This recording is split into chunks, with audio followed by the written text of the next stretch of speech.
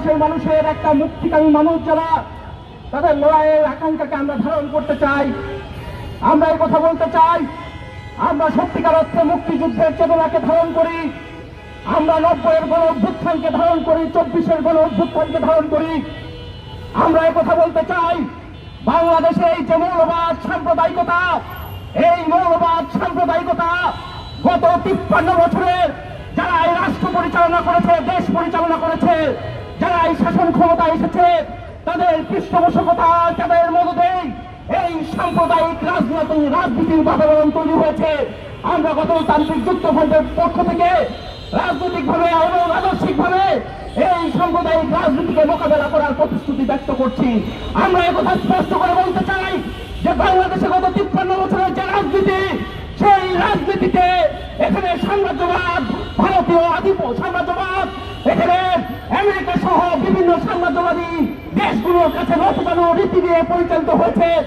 আমরা এই নতুন নীতিকে প্রত্যাখ্যান করে আধিপত্যবাদ মুক্ত সত্যিকার অর্থে বাংলাদেশের জনগণের একটা রাষ্ট্র প্রতিষ্ঠা করার সংগ্রাম, সেই সংগ্রাম এবং সেই আকাঙ্ক্ষাকে ধারণ করে আমরা এই সংগ্রামকে এগিয়ে নিয়ে যেতে চাই।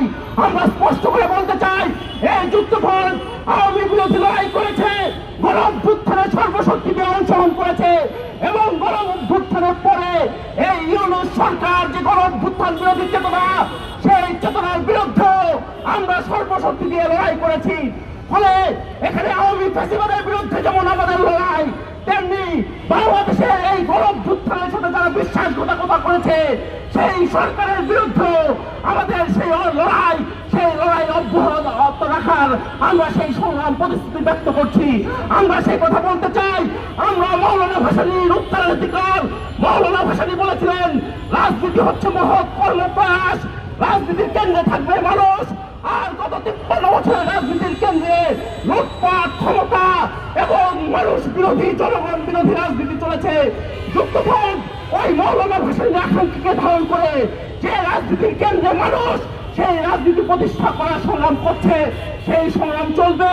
আজকের এই সমাবেশ থেকে আমরা আবার উচ্চারণ করতে চাই, নির্বাচন বানচাল করার কোন ধরনের তৎপরতা বাংলাদেশের জনগণ মেনে নেবে না।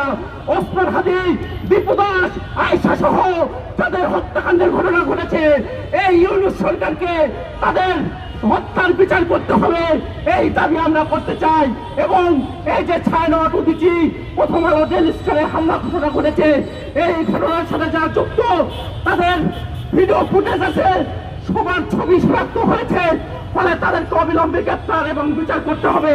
বাংলাদেশের গণতান্ত্রিক মানুষ যারা এই সাম্প্রদায়িকতা, মৌলবাদ বিরোধী, সাম্রাজ্যবাদ বিরোধী দেশপ্রেমিক মানুষ, তারা বাংলাদেশের এই লড়াই সামনের দিকে এগিয়ে নিয়ে যাবে।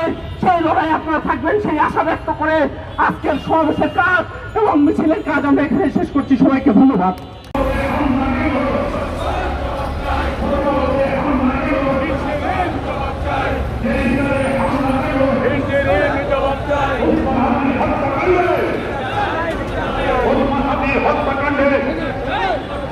ওসমান হাদি হত্যাকাণ্ডে, গ্রামীণ শ্রমিক হত্যাকাণ্ডে, দীপু দাসের